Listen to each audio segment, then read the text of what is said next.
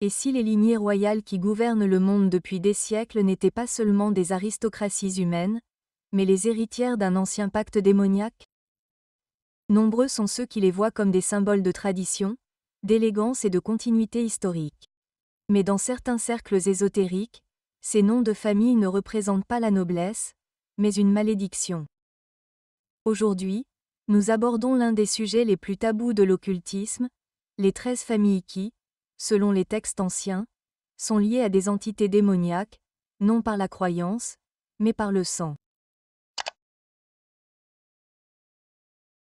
L'idée que certaines familles ne soient pas de simples dirigeants humains, mais des réceptacles biologiques de forces démoniaques n'est pas une conspiration moderne. C'est une croyance née au sein des cercles intimes de la tradition occulte.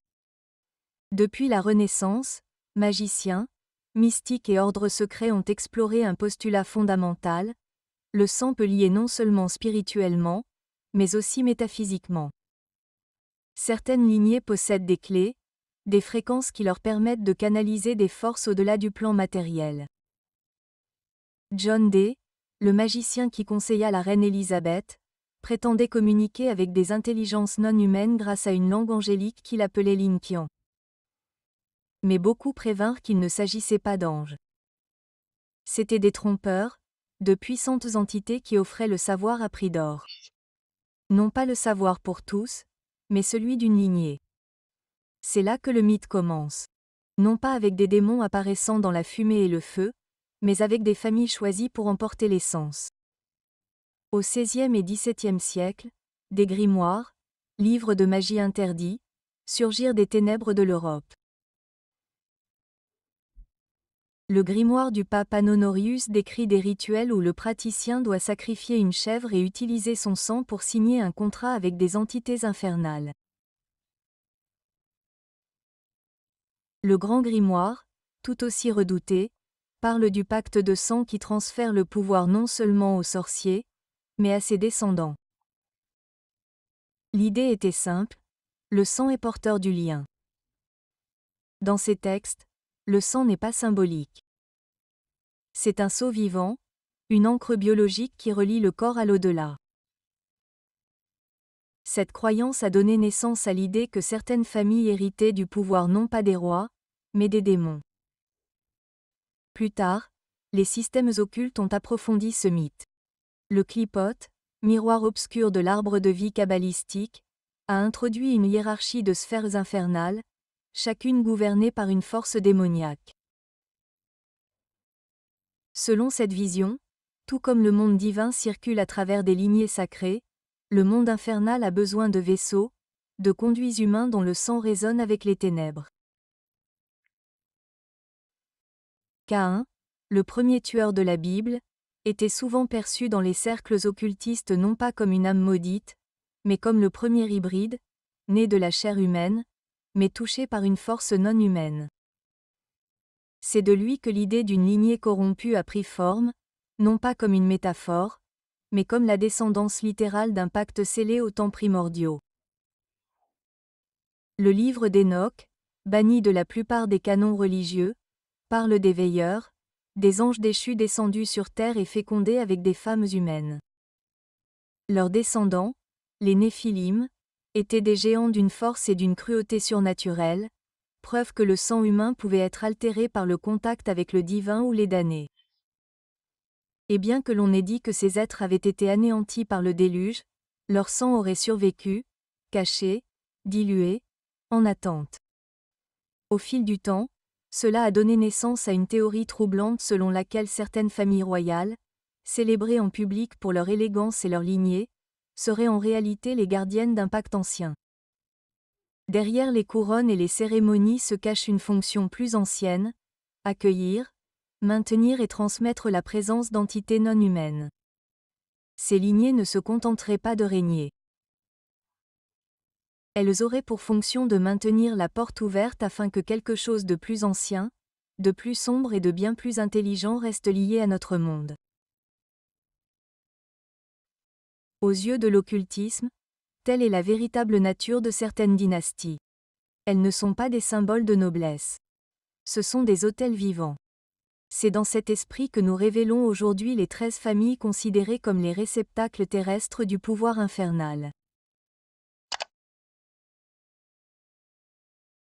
Peu de noms suscitent autant de suspicion et de fascination que les Rothschild. Fondée par Maya Amshaw Rothschild à Francfort au XVIIIe siècle, la famille a connu une ascension fulgurante grâce à un réseau soudé de 5 fils en poste dans les principales capitales européennes, Londres, Paris, Vienne, Naples et Francfort. Ils ont été les pionniers du système bancaire transnational, prêtant aux monarques et finançant les deux camps lors de grandes guerres, dont les campagnes napoléoniennes. Leur influence est devenue si vaste que Nathan Rothschild aurait déclaré un jour « Peu m'importe quelle marionnette est placée sur le trône. L'homme qui contrôle la masse monétaire britannique contrôle l'Empire britannique. » Mais dans certains cercles ésotériques et conspirationnistes, ce pouvoir est interprété non pas comme le fruit d'un génie économique, mais comme la preuve d'un pacte métaphysique, d'une alliance de sang avec Mammon, le démon de la richesse infinie et de l'obsession matérielle. Dans la démonologie chrétienne classique, Mammon n'est pas seulement l'avidité. C'est l'avidité déifiée, un esprit d'accumulation sans fin de contrôle par le biais de promesses faites dans le confort et les chaînes. Comme le dit l'Évangile selon Matthieu, on ne peut servir à la fois Dieu et Mammon. Ce n'est pas une métaphore, c'est un avertissement. Dans cette optique, la dynastie Rothschild incarne l'archétype de Mammon, secrète, puissante et ancrée au cœur du système financier mondial. Son modèle bancaire, ancré dans le crédit centralisé, la dette portant intérêt et le financement souverain, est perçu par les interprètes occultistes comme un temple systémique dédié à Mammon.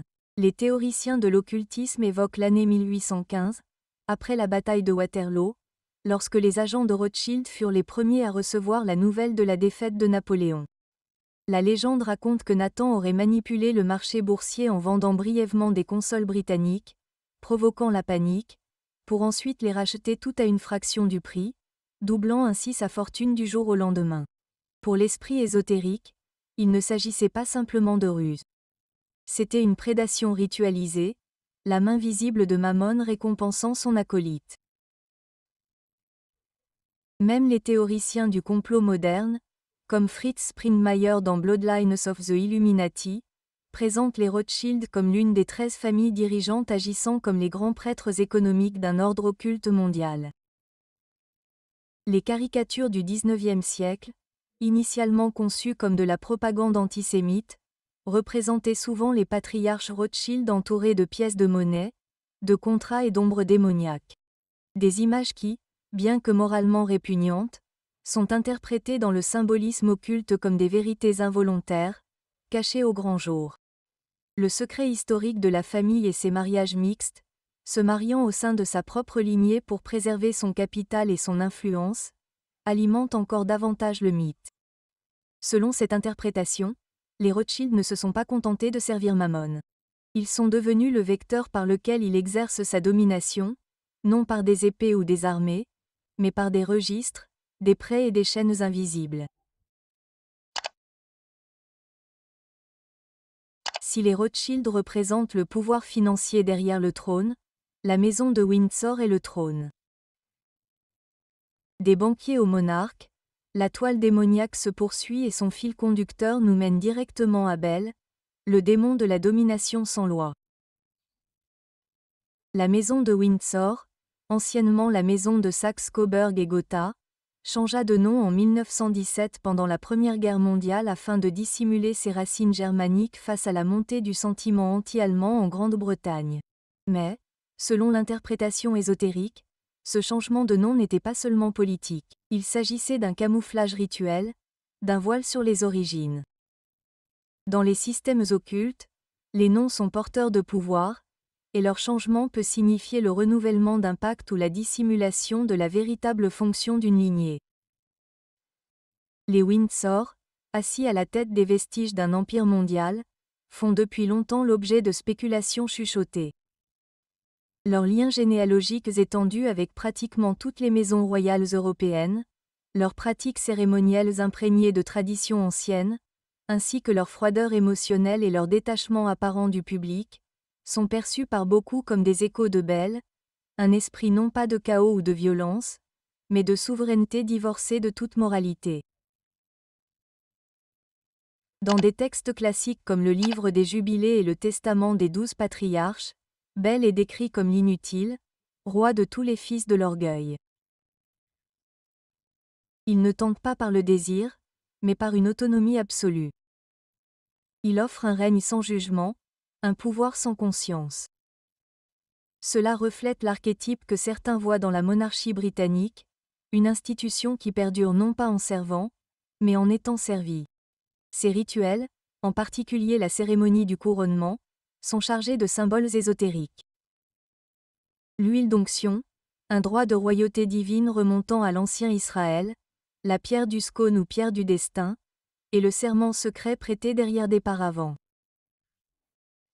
Tout cela, dans les lectures occultes, n'est pas une célébration, mais un renouveau, une réaffirmation du mandat de Bel.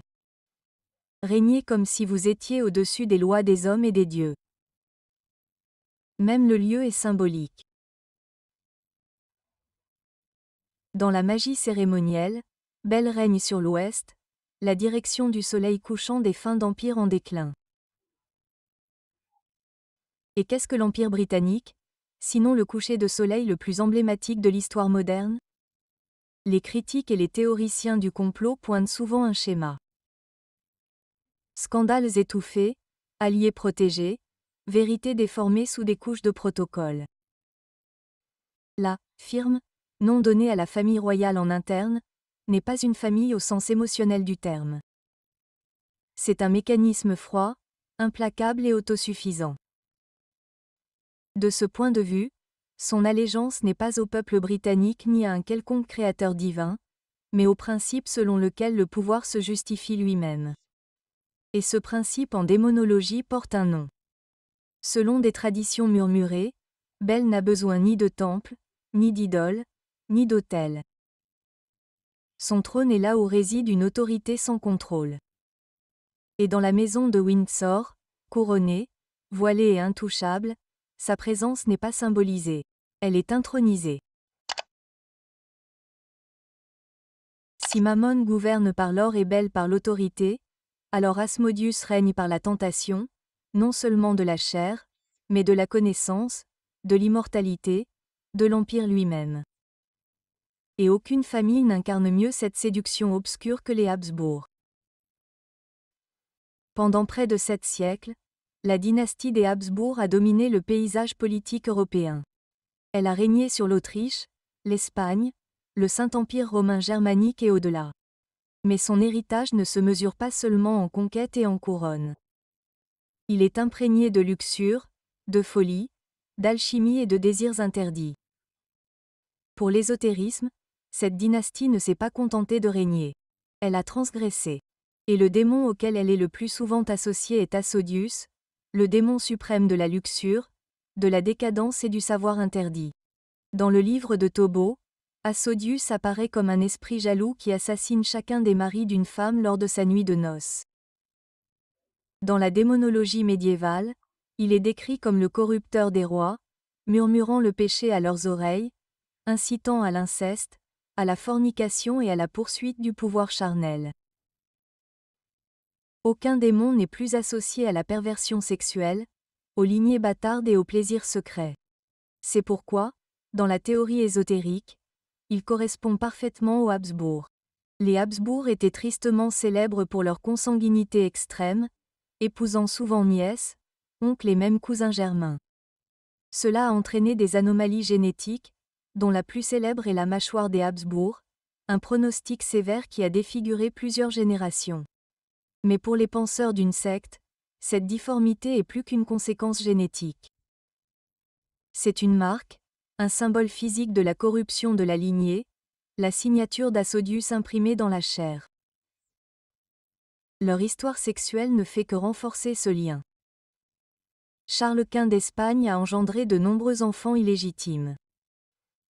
Philippe IV a eu plus de 30 maîtresses et engendré plus de 40 bâtards. Les cours royales murmuraient des relations incestueuses, des grossesses cachées et des unions impies. Au XVIIe siècle, certains ecclésiastiques qualifiaient la cour de Vienne de nouvelle Sédoma. Et pourtant, la luxure n'était qu'une facette d'Asmodeus. L'autre est la connaissance. Dans le dictionnaire de Colonie, Infernal 1818, Asmodeus est décrit avec 3 têtes. Un homme, un taureau et un bélier chevauchant un dragon. Cette image est interprétée comme un symbole de domination triadique. L'homme représente l'Europe centrale et le Saint-Empire romain germanique. Le taureau, la péninsule ibérique et ses colonies dans le Nouveau Monde. Le bélier, sacrificiel et divin, symbolise l'aspiration des Habsbourg à dominer la chrétienté elle-même. Cette soif de pouvoir absolu a conduit la dynastie au-delà de la politique et vers les arts interdits. L'empereur Rodolphe II, l'un des monarques les plus excentriques de son temps, a fait de Prague la capitale de l'occultisme européen. Il s'est entouré d'alchimistes, d'astrologues et de sorciers, dont John Dee et Edward Kelly, qui auraient pratiqué des invocations démoniaques et tenté de créer un homoncule, un humain artificiel. Le musée d'alchimie de Prague expose encore des sceaux, des rituels et des sceaux infernaux qui auraient été collectés sous le patronage de Rodolphe. Dans ce monde, les Habsbourg n'étaient pas que des empereurs. C'étaient des démonologues dotés d'un trône, en quête non seulement d'or, mais aussi d'un règne éternel. Même les objets religieux étaient soupçonnés d'être des outils. On a longtemps cru que les Habsbourg possédaient la lance du destin, l'arme qui aurait transpercé le flanc du Christ et peut-être même le Saint Graal lui-même. Selon certaines légendes, il ne s'agissait pas de reliques de la foi, mais de clés de l'immortalité, des outils dans leur quête asmodienne pour échapper à la mort et consolider la suprématie de leur lignée. Dans Grimos, Asmodeus est parfois décrit comme un bâtisseur de structures sacrées, dont une partie du temple de Salomon. Dans ce parallèle, les Habsbourg se considèrent non pas comme des serviteurs de Dieu, mais comme des architectes divins façonnant un empire non pas avec permission, mais avec un droit obscur. S'il est un nom qui définit l'influence omnipotente dans l'Amérique moderne, c'est bien Rockefeller. Des magnats du pétrole aux architectes de la politique mondiale, la dynastie Rockefeller s'est élevée non pas grâce aux couronnes, mais grâce au carburant, à la finance et aux fondations. Pourtant, pour beaucoup, cette ascension n'était pas seulement industrielle. C'était un rituel, un pacte d'empire déguisé en philanthropie. Le démon le plus fréquemment associé à cette lignée est Belub, le seigneur des mouches, l'un des principaux princes de l'enfer. Originaire de la divinité philistine Baal-Zébub, Avez-vous déjà vu une fleur qui pousse sans eau? Découvrez l'adénium, la rose du désert, capable de vivre 100 ans. Originaire des déserts, elle résiste à la chaleur, au soleil et à la sécheresse. Plus le soleil est intense, plus elle fleurit. Avec son tronc rempli d'eau et de nutriments, elle reste fraîche sans arrosage pendant 3 mois, plus facile à entretenir qu'un cactus. Idéal pour les personnes occupées et les débutants. Nos bulbes sont expédiées avec des bourgeons et après plantation, en 25 jours, votre pot sera rempli de fleurs. Ces fleurs sont plus éclatantes que les roses et leur parfum surpasse celui des parfums. Les feuilles purifilaires, bénéfiques pour la santé de votre famille. Elle fleurit pendant plus de 200 jours et refleurit chaque année. Essayez sans risque. Si elle ne survit pas dans les 30 jours, vous obtiendrez un remboursement intégral. Stock limité, dépêchez-vous de commander.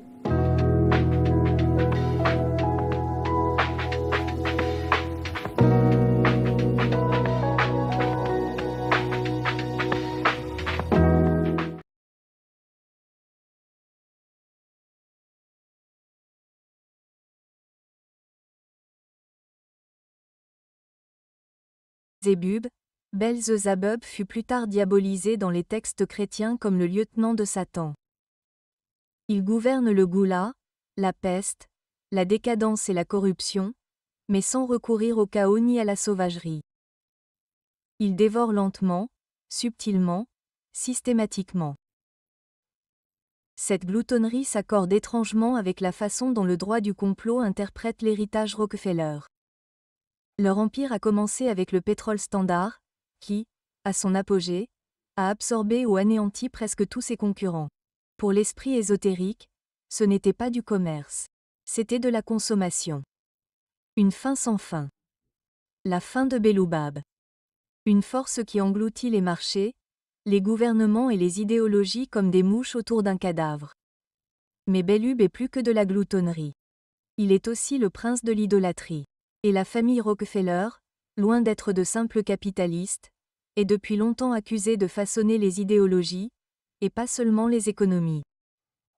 Leurs fondations, dont le Rockefeller Institute for Medical Research, ont financé de vastes programmes mondiaux dans les domaines de la santé, de l'éducation et de la gouvernance, que leurs critiques interprètent comme des mécanismes voilés de contrôle souple, d'élaboration de systèmes de croyance et de diffusion d'une foi laïque centrée sur le progrès, la consommation et le salut matériel.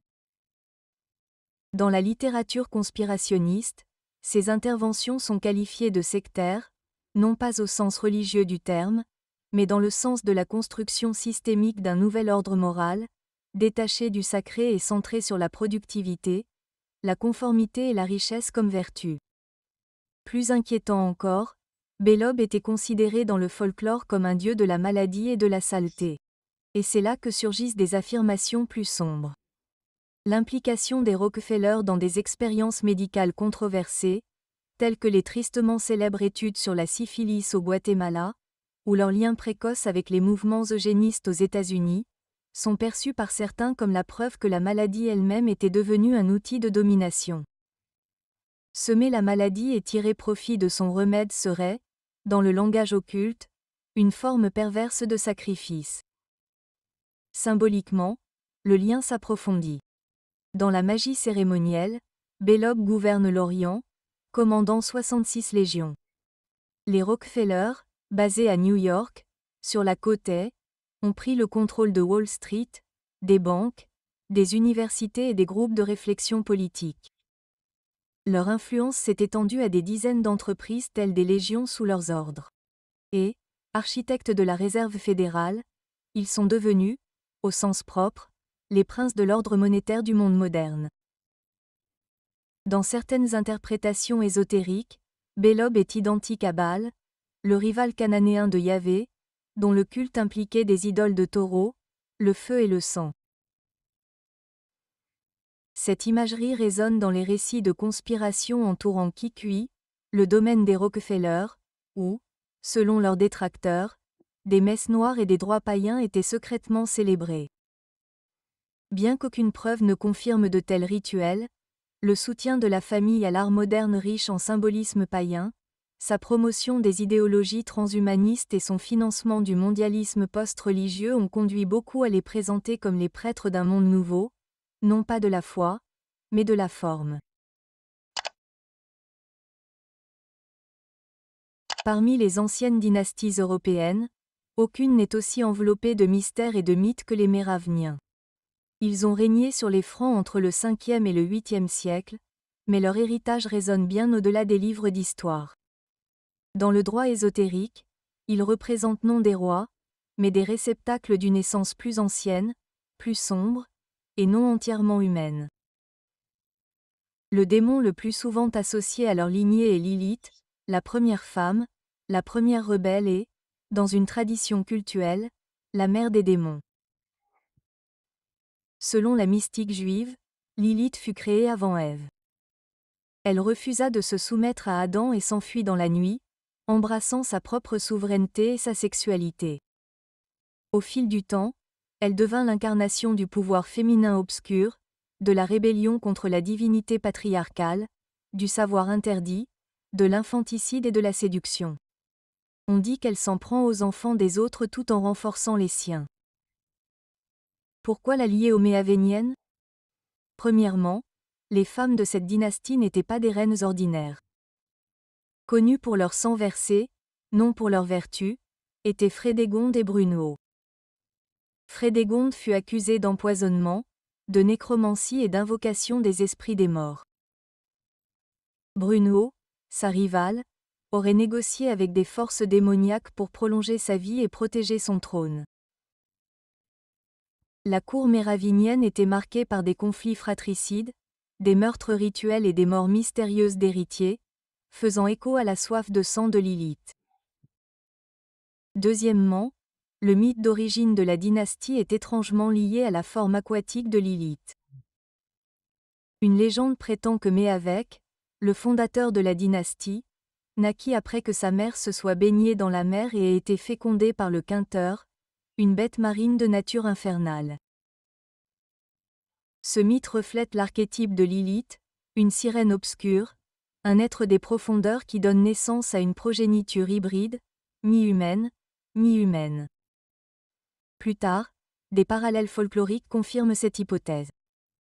La légende médiévale de Mélancine, une femme aquatique à queue de serpent qui épousa des lignées nobles et donna son sang à des maisons royales, fut liée par certains chroniqueurs aux Méréveniens.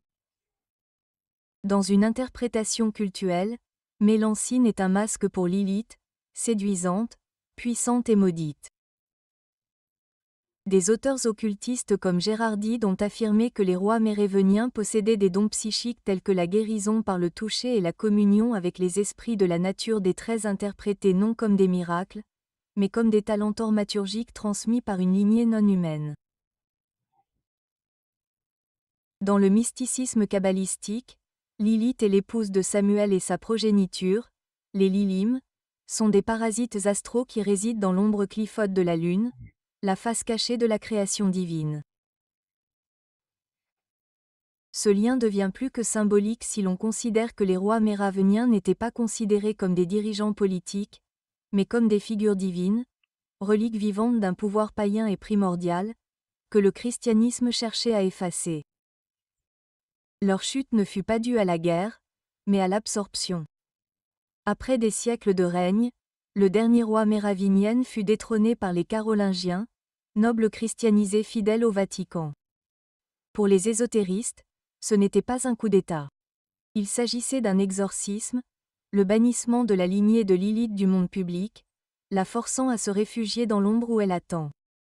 L'abeille dorée, leur symbole, renforce cette interprétation. Dans la symbolique antique, l'abeille n'est pas seulement industrieuse. Elle est sacrée pour la déesse, associée à la Renaissance, à l'âme et au savoir caché. Dans les cultes pré-chrétiens, les abeilles servaient de messagères entre les vivants et les morts. Ainsi, les Méraveniens sont considérés non seulement comme des membres de la royauté, mais comme une royauté cultuelle. Le sang de Lilith coule dans leurs veines, rebelle, mystique et séduisant. Leur chute ne fut pas une fin, mais une éclipse. Il n'est pas surprenant que dans les mythologies modernes, du Saint-Sang et du Saint Graal au Da Vinci Code, les Méraveniens réapparaissent comme la lignée cachée, les véritables héritiers d'un double héritage, le sacré et le profane, le Christ et le démon.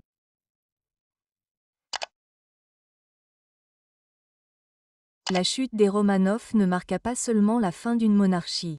Certaines interprétations ésotériques la considérèrent comme un sacrifice rituel.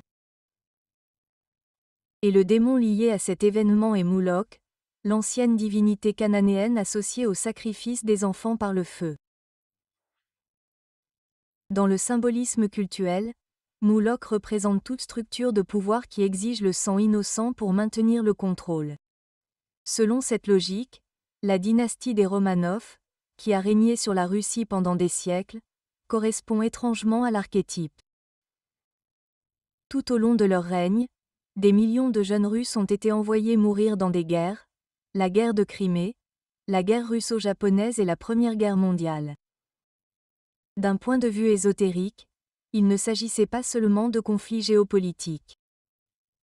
Sacrifice systémique, une nation immolant sa jeunesse pour son empire. Dans ce contexte, l'empire des Romanov servait d'autel moderne à Moloch. Mais l'alignement le plus inquiétant survient avec la fin de la dynastie.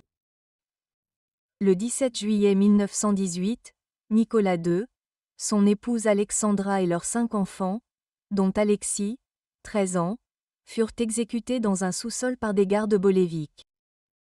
Ni procès, ni pitié, juste l'effacement total d'une lignée. Certains théoriciens de l'occultisme interprètent cela comme une exécution rituelle. Un poème retrouvé sur le mur du lieu du meurtre, citant Heinrich Heine, fait référence au banquet biblique de Belchassar, un roi tué la nuit même où une mystérieuse inscription apparaît. Pour beaucoup, il s'agissait d'un message, une référence au jugement divin délibérément inséré dans le cadre d'un rituel occulte. On a également suggéré que des membres de la direction bolévique étaient impliqués dans des sociétés ésotériques, possiblement liées à l'ordre suédois du Dragon Rouge, dont les liens avec l'occultisme étaient connus. La date de l'exécution, mi-juillet, coïncide étroitement avec les anciennes fêtes du feu de la tradition cananéenne, liées aux offrandes à Moloch. Raspoutine, le conseiller mystique de la famille impériale, avait lui-même averti que si les Romanov étaient tués par leur propre peuple, la Russie elle-même s'effondrerait. Pour certains, ce n'était pas une simple prophétie. C'était un contexte rituel, la reconnaissance qu'un sacrifice aux conséquences catastrophiques se profilait à l'horizon. S'ensuivirent une guerre civile, une famine massive, des purges et des millions de morts. Dans le récit ésotérique, les Romanov passèrent des décennies à sacrifier la vie d'autrui pour maintenir leur règne. Mais lorsque le vent tourna et que leur rôle devint caduc, Molon les engloutit également.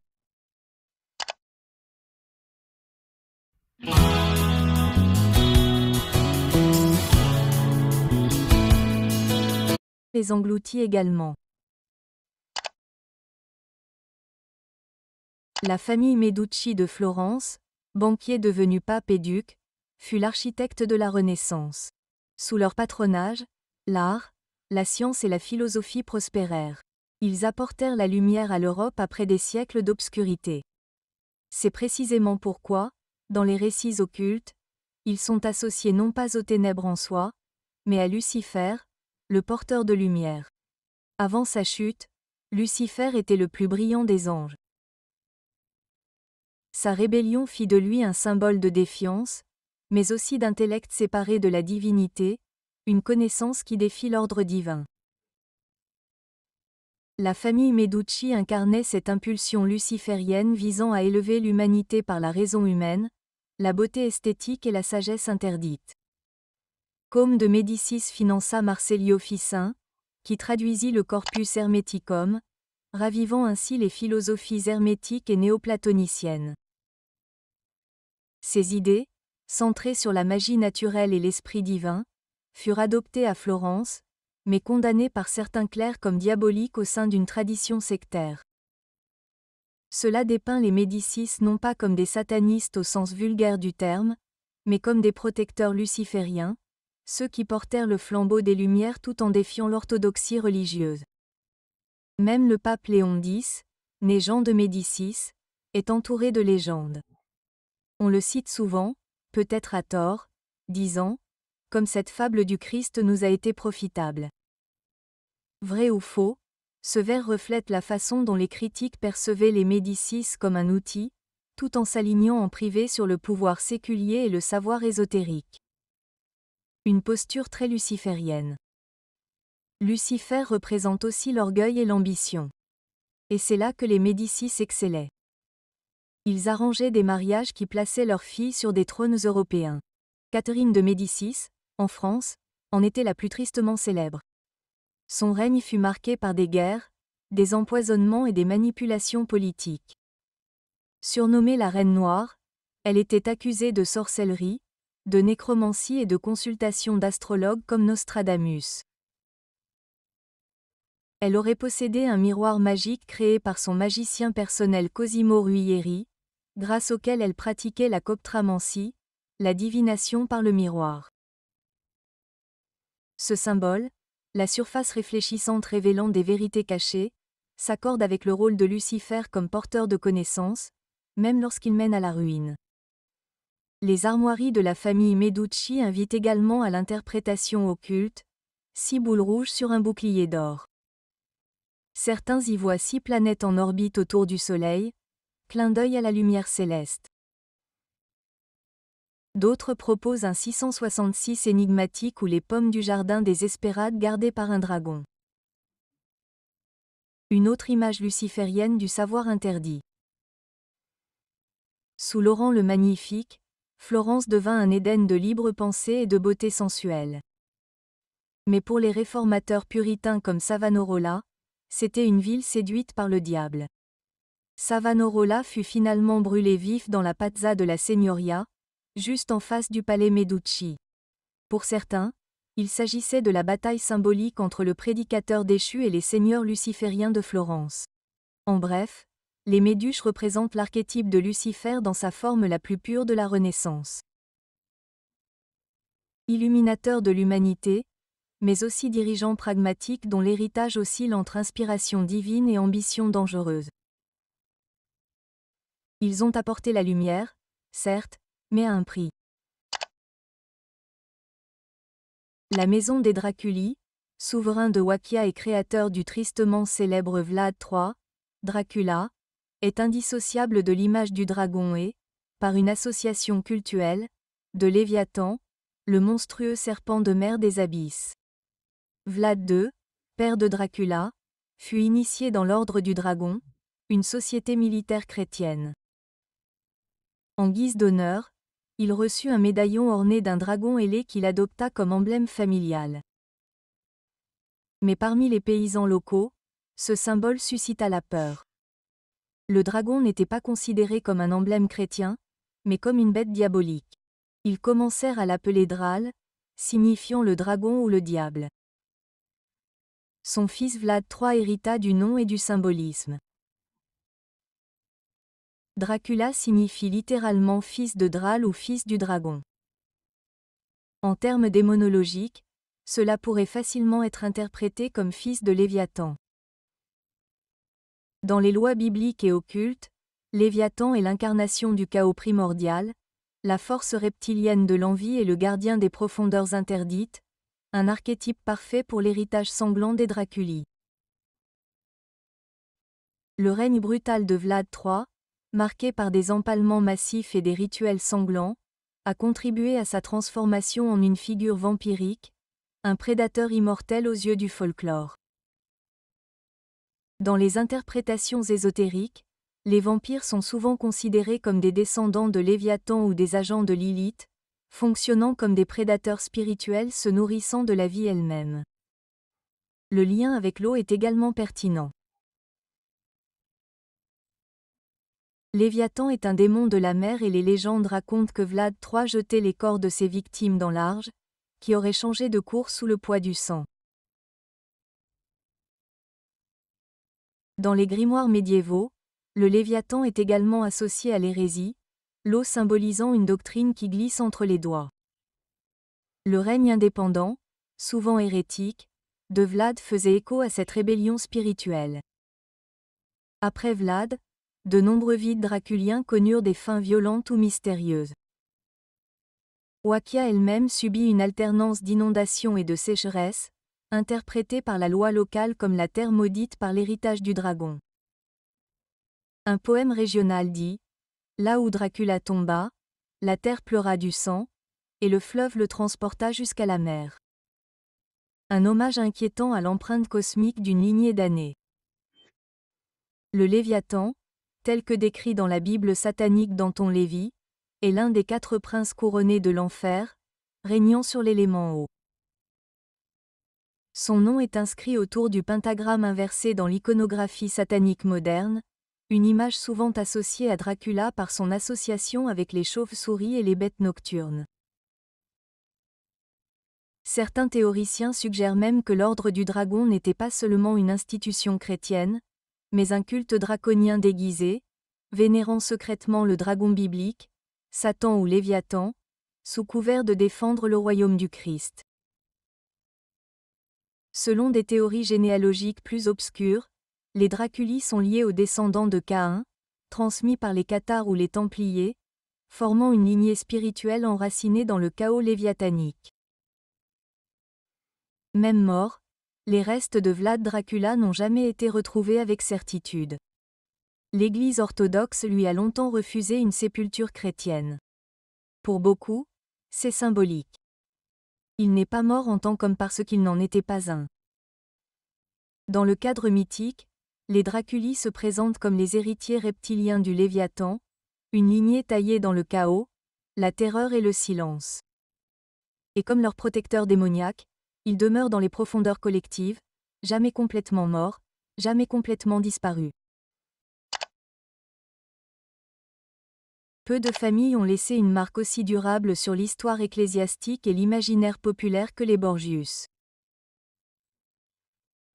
Originaire de Valence, mais accédant au pouvoir dans l'Italie de la Renaissance, cette dynastie a placé 2 papes sur le trône de Saint-Pierre, Sixtus III et le tristement célèbre Alexandre VI, et a donné naissance à des figures de la richesse, de la séduction et de l'ambition sanguinaire. Dans les récits occultes, leur pendant démoniaque est Azel. Selon le livre d'Enoch, Azel était l'un des principaux observateurs, ces anges déchus descendus sur terre pour corrompre l'humanité. Il est décrit comme celui qui a appris aux hommes à forger des armes et aux femmes à utiliser les cosmétiques pour séduire. Autrement dit, Azel a doté le monde d'outils de guerre et de luxure. Ce double héritage sied parfaitement aux Borgia. Rodrigo Bouillet, devenu pape Alexandre VI, a accédé à la papauté par la corruption et l'intrigue. Il a fait étalage de ses maîtresses et a reconnu les enfants qu'il a eus avec elles. Les plus célèbres sont Cesare et Lucrezia Borgia. Ces rejetons du pape devinrent des symboles de la décadence de la Renaissance. Lucrezia incarna la belle empoisonneuse Cesare, un commandant militaire impitoyable qui aspirait à se tailler un royaume en Italie centrale. Des récits du banquet des châtaignes de 1501, prétendument organisé par Alexandre VI au Vatican, décrivait 50 courtisans rampant nus pour ramasser des châtaignes avant de se livrer à des jouissances orgastiques. Qu'ils soient embellis ou non, ces récits alimentèrent les rumeurs selon lesquelles le règne des Borgias n'était pas guidé par le Christ, mais par les démons. Les enseignements d'Azel, sa guerre, ses ornements, ses connaissances interdites, reflètent les outils mêmes utilisés par les Borgias pour maintenir leur pouvoir. Chazar, en particulier, correspond parfaitement au modèle du disciple d'Azel, un homme animé par la conquête, dénué de toute morale. Machiavelli l'utilisa même comme modèle pour le prince où la vertu politique signifiait cruauté, tromperie et force. Dans le rituel juif, Ahazel est également le bouc émissaire de Yom Kippour, une chèvre symboliquement chargée des péchés du peuple et jetée dans le désert.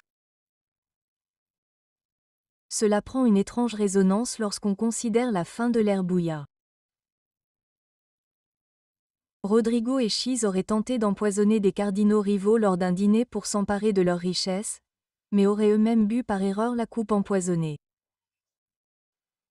Rodrigo mourut et Chiz survécut de justesse. Pour l'imaginaire occultiste, il s'agissait d'Azel réclamant son dû. L'homme même qui avait transformé l'Église en un repère de luxure et de violence devint le bouc émissaire de sa corruption. Banni dans le désert spirituel, son nom de famille fut noirci pour l'éternité. Lucrezia, quant à elle, devint mythifiée comme une beauté mortelle, élève des arts d'Azel. Bien que les historiens modernes la considèrent avec plus de sympathie, la légende perdure. L'anneau mortel du poison, l'attrait fatal, la lignée maudite. Aux yeux des historiens ésotéristes, les Borgias n'étaient pas que des pécheurs. Ils étaient les réceptacles d'une puissance infernale supérieure, couronnés de mitres, maniant l'épée et séduisant des nations entières. Une dynastie démoniaque siégeant non pas en enfer, mais à Rome. Leurs flammes brûlaient avec intensité et splendeur. Parmi les aristocrates discrets du Nouveau Monde, peu de noms portent un héritage aussi sombre que celui des Ars. D'origine allemande, la famille Aster s'est imposée dans l'Amérique du XIXe et du début du XXe siècle grâce au commerce des fourrures, au trafic d'opium et à des empires immobiliers. Mais dans la théorie ésotérique, notamment dans les écrits de Fritz Springmeier, qui les classe parmi les 13 lignées Illuminati, les Ars sont considérés non seulement comme des magnats, mais aussi comme des sorciers voilés de l'élite. Leur patron infernal correspondant est Astaroth.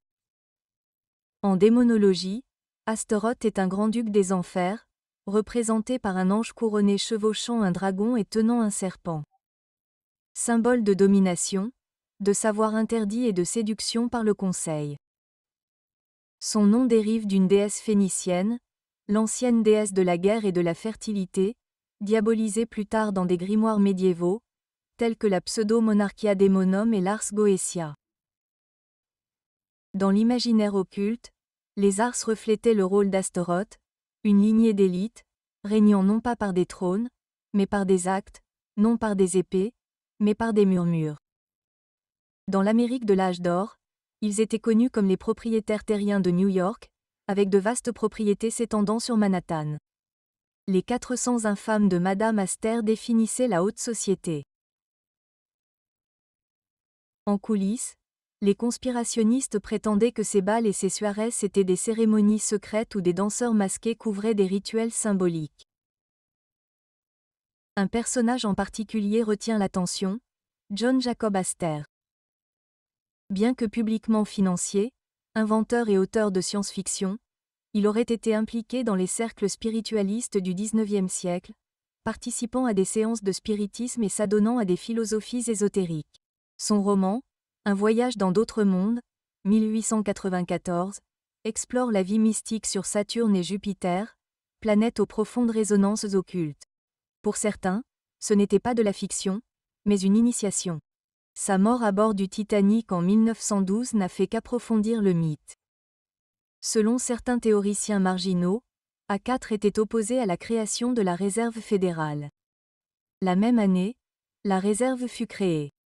Les théoriciens suggèrent que sa mort ne fut pas une tragédie. Il s'agissait d'un sacrifice rituel, une offrande nécessaire pour vaincre les résistances avant l'avènement d'une nouvelle ère financière. Astaroth, démon des prophéties et des secrets du temps, est censé exiger de tels échanges, une âme pour le contrôle du futur. Dans les grimoires, Astaroth est censé accorder la connaissance du passé, du présent et du futur et apaiser les conflits entre les esprits. De même, les Ars servaient d'intermédiaires diplomatiques. L'un d'eux épousa un prince Olinsky, noble russe. Un autre fut ambassadeur en Italie pendant la Seconde Guerre mondiale. Leur influence s'étendait sur tous les continents, reliant la royauté de l'Ancien Monde à la nouvelle puissance mondiale, tout comme Astaroth est réputé servir de médiateur entre les royaumes infernaux. Il finançait également de puissants groupes de réflexion comme le Conseil des Relations étrangères, interprété par certains comme le cerveau du gouvernement caché. À ce titre, les Ars rejoignent une sombre trinité avec les Rothschild et les Rockefeller, reflétant la triade infernale de Lucifer, Belzeb et Astaroth. Si le nom de la famille a disparu de la mémoire collective, leurs monuments demeurent, hôtels, quartiers, institutions culturelles. Et pour qui sait lire entre les lignes, leur héritage ne se résume pas à la richesse. C'est une lignée intronisée sous le sceau d'Astaroth, régissant la société d'élite, non par des élections ou des empires, mais par des lignées, des plans et des secrets.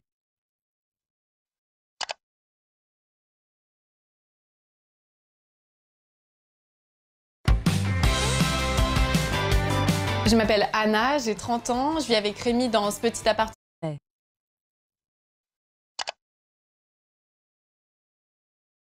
Contrairement aux dynasties autoritaires du pouvoir mondial, la famille Collins opère dans la discrétion.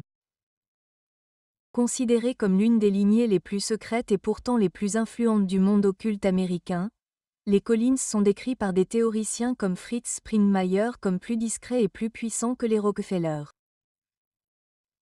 Ni roi ni magnat, les Collins étaient d'anciens colons puritains de Nouvelle-Angleterre, liés à la haute politique, à la religion et, selon les conspirationnistes, à la sorcellerie multigénérationnelle.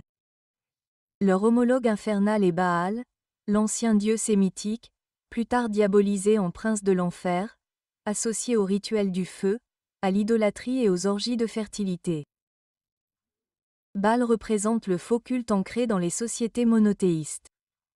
Quant aux Collins, sous des apparences respectables, ministres, juges ou membres du Congrès, ils auraient secrètement défendu les droits des ténèbres païennes. Dans ce récit, leur sabbat se déroulait à huis clos, sous forme de rassemblements masqués, d'offrandes sacrificielles et de célébrations de droits aux équinoxes, dans des demeures sans fenêtres construites pour canaliser les forces anciennes. Certains témoignages de survivants présumés de MK-Ultra ou de contrôle mental basé sur les traumatismes affirment que les Collins étaient des chefs rituels au sein de réseaux sectaires clandestins, offrant des enfants ou du sang de jeunes gens dans le cadre de pactes symboliques. Bien qu'invérifiables, ces récits façonnent l'image des Collins en tant que prêtres de Baal dans le monde moderne. Baal, souvent représenté avec des cornes ou une tête de taureau, exigeait des sacrifices de premier-né et dominé par la tromperie. De même, les Collins sont liés dans les cercles occultes à des programmes de contrôle psychologique, de traumatisme générationnel et d'autorité cachée. Même leurs tragédies, suicides familiaux, maladies mentales et disparitions, sont interprétées comme le prix payé au sang de bas pour obtenir de l'influence. Certains chercheurs affirment que les Collins ont participé à la fondation de Skull and Bones à Yale, injectant des traditions ésotériques européennes dans les réseaux de l'élite américaine. D'autres soulignent leur présence discrète dans les premiers cercles spiritualistes et les ordres francs-maçonniques. Même leurs symboles, tels que le soleil ailé ou l'étoile noire, s'accordent avec les anciens emblèmes d'illumination secrète de Baal. Qu'il s'agisse de folklore ou de vérité fragmentaire, les Collins sont considérés comme la lignée des sorcières cachées au grand jour. Ils représentent l'occultisme ancré dans le puritanisme, l'ombre sous la croix et la croyance que Baal n'a jamais quitté le pays. Il a simplement changé de nom et s'est installé dans l'Amérique moderne. Dans les coulisses obscures des intrigues vaticanes, la famille Orsini figure parmi les plus anciennes et les plus mystérieuses, issues de l'aristocratie romaine. Leurs ancêtres remontent à Jules César et, tout au long de la Renaissance, ils furent rivaux des Borgius et alliés des papes Médicis. Dans les théories sur la noblesse noire, l'idée que certaines familles nobles italiennes contrôlent encore le Vatican et les systèmes de pouvoir mondiaux, les Orsini sont placés au sommet, aux côtés des Aldobrandini et des Farese. Mais si leur image publique était pieuse, leur allégeance présumée irait à Bel ou Belelfigor, démon de la tromperie, de la tentation et de la domination secrète. Bill, le premier démon mentionné dans l'Ars Goya, apparaît avec une tête de chat, de crapaud ou d'homme couronné, et confère l'invisibilité et le pouvoir sur des légions. Les Orsini, selon cette vision, incarnent un pouvoir caché sous un déguisement divin. Leur nom fait également écho en italien à Orcus, un dieu romain des enfers, ajoutant ainsi une dimension symbolique infernale. Belugor, quant à lui, est un démon des inventions, de la richesse et de la paresse, attirant les gens par son aisance et son luxe tout en les corrompant de l'intérieur. Les palais de l'élite romaine, parés d'art religieux et de messes solennelles, étaient, selon la littérature antimaçonnique du XIXe siècle, des façades pour les messes noires et les droits hérétiques. Derrière le marbre et l'encens, certains affirment que les anciens dieux païens n'ont jamais véritablement quitté Rome. Dans l'enfer de Dante, les membres de la famille Orsini sont condamnés pour simonie, trafic d'autorité spirituelle. Dans la lecture occulte, il ne s'agissait pas d'une métaphore, mais d'un pacte de pouvoir par la corruption. Ainsi, les Orsini, représentants de toute la noblesse noire, symbolisent une lignée qui n'a jamais cessé de vénérer les anciens dieux, les transformant simplement en vêtements chrétiens. Que ce soit grâce à l'invisibilité de Baal ou à la séduction de Belphagor, ces familles gouverneraient dans l'ombre, orientant la foi, la politique et l'économie non pas vers le salut, mais vers quelque chose de bien plus ancien et de bien plus sombre. Alors, ces familles étaient-elles simplement des élites ambitieuses qui ont façonné l'histoire par leur richesse, leur politique et leur influence? Ou étaient-elles bien plus sombres? Des réceptacles de puissances ancestrales, liés par des serments de sang et des pactes occultes. L'idée de lignée démoniaque peut paraître extrême. Mais tout au long de l'histoire, le pouvoir a toujours porté des murmures infernaux. Lorsque des monarques se réclamaient de droits divins, Lorsque des banquiers finançaient des guerres derrière des rideaux de velours, lorsque des papes brisaient leurs propres vœux sacrés, les gens cherchaient des explications. Et dans l'ombre, ils trouvaient des démons. Métaphore ou vérité cachée, ces 13 lignées représentent plus qu'une conspiration. Elles reflètent la peur humaine que certains dirigeants ne gouvernent pas par accident, mais par dessein. Un dessein tracé non pas sur le papier, mais sur le plan astral. Et peut-être, juste peut-être, vivons-nous encore sous leur emprise. N'allez surtout pas chez un chirurgien pour vous débarrasser de vos douleurs articulaires. Car ils nous ont menti. Si vous avez mal aux genoux, aux hanches, au dos ou aux mains, ce n'est pas parce que vous vieillissez trop vite.